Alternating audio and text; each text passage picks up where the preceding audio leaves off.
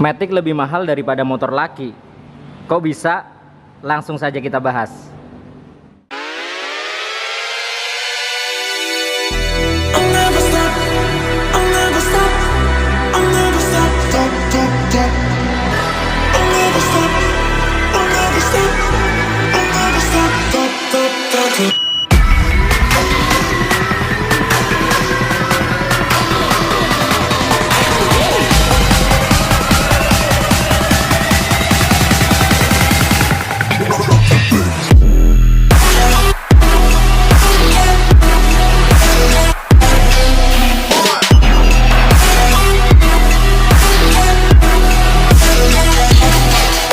Halo kawan-kawan semuanya, kembali lagi bersama saya Laksana Bodi Prasetyo.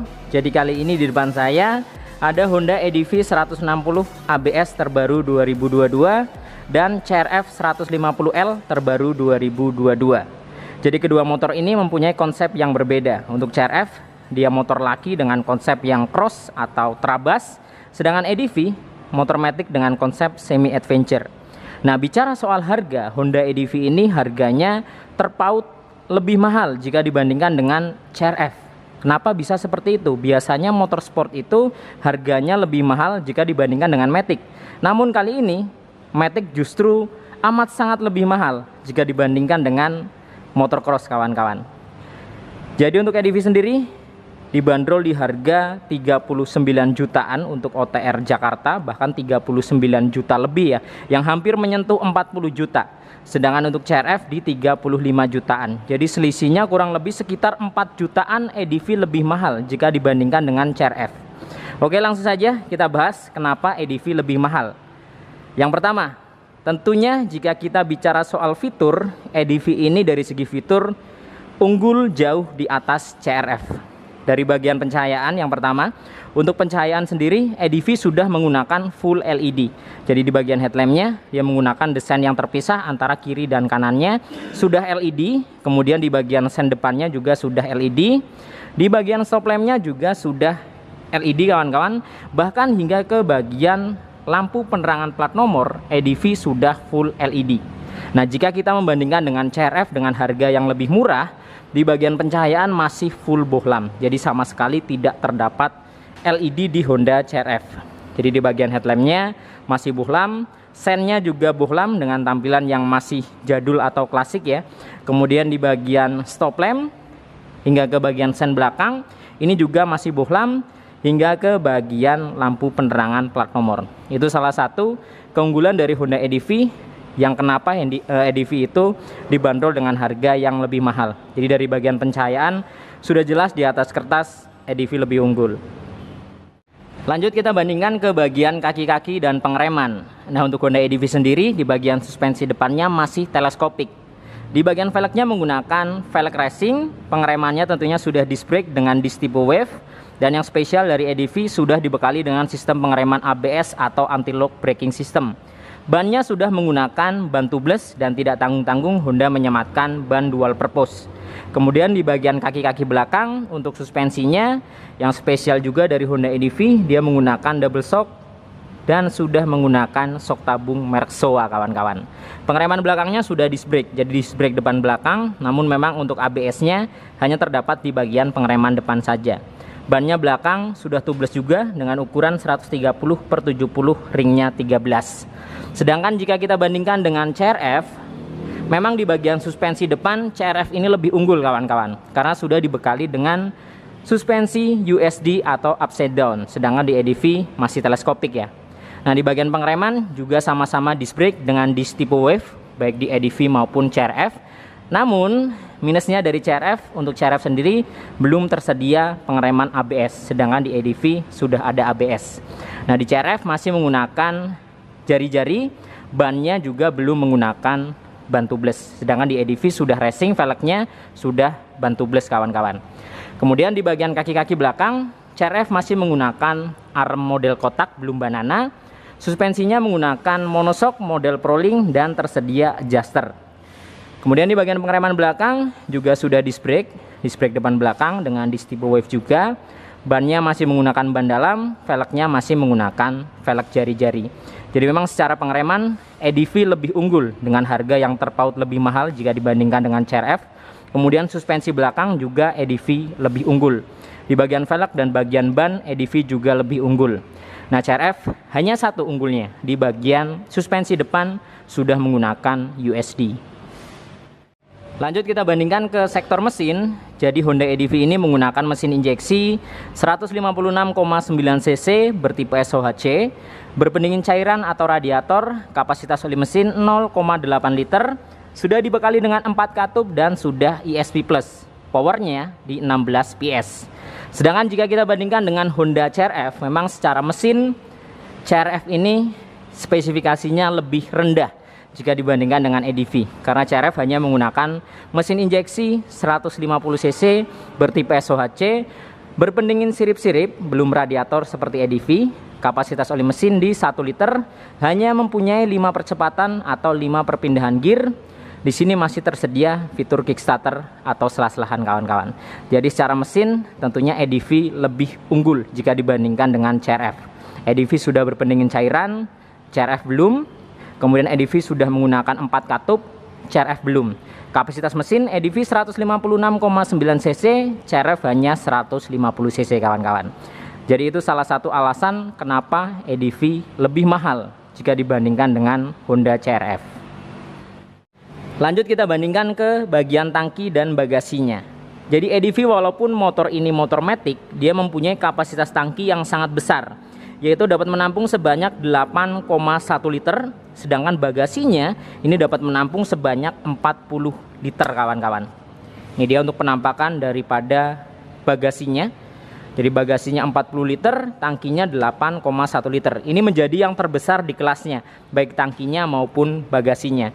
Sedangkan jika kita bandingkan dengan Honda CRF, di bagian tangkinya hanya dapat menampung sebanyak 7,2 liter. Walaupun motor ini motor laki, kapasitas tangkinya lebih kecil jika dibandingkan dengan EDV. EDV 8,1, CRF hanya 7,2. Itu salah satu alasan juga kawan-kawan kenapa EDV lebih mahal. Kemudian CRF karena ini motornya motor cross, konsepnya tidak tersedia bagasi. Jadi buat kalian yang pingin pergi-pergi jauh, touring, bawa-bawa barang banyak, mending sih pilih EDV daripada CRF.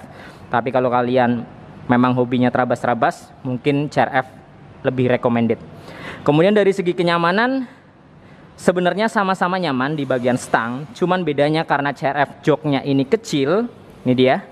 Jadi tentunya untuk perjalanan jauh atau perjalanan lama pasti gampang pegel kawan-kawan.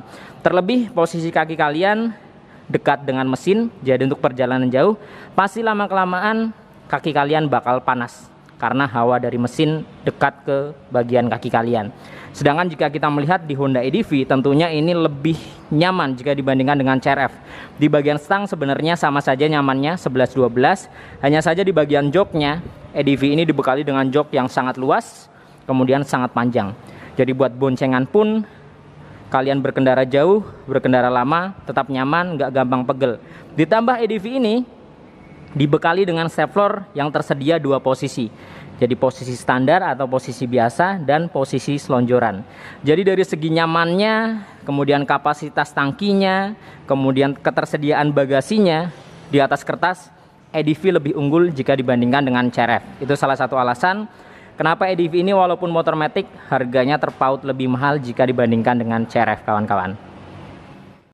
Kemudian jika kita naik ke bagian kokpitnya, EDV ini sudah dibekali dengan speedometer full digital dengan tampilan yang sporty, dan fitur yang dihadirkan di bagian speedometernya juga amat sangat lengkap. Di bagian bawahnya total terdapat 4 tombol yang berfungsi untuk mengatur beberapa menunya. Kemudian EDV ini disediakan fitur ISS dan hazard. Jadi walaupun motor ini motor matic, namun tersedia hazard. Di bagian keamanan sudah dibekali dengan smart key atau keyless. Dari segi keamanannya mengandalkan kunci stang, ada alarm, dan ada answer back. Di sebelah kanannya terdapat 2 tombol fuel dan seat yang berfungsi untuk membuka jok dan membuka tangkinya. Nah, di bagian sebelah kiri terdapat rak yang tertutup, yang ketika kita buka di dalamnya adalah power charging atau power outlet tipe USB. Jadi kalian bisa ngecas smartphone kalian tanpa harus beli adaptor tambahan. Bisa langsung colok, langsung ngecas, kemudian kalian tutup. Jadi sangat aman walaupun kalian berkendara dalam keadaan hujan sekalipun. Nah, jika kita bandingkan dengan CRF kawan-kawan, tentunya dari segi fitur CRF ini kalah jauh ya.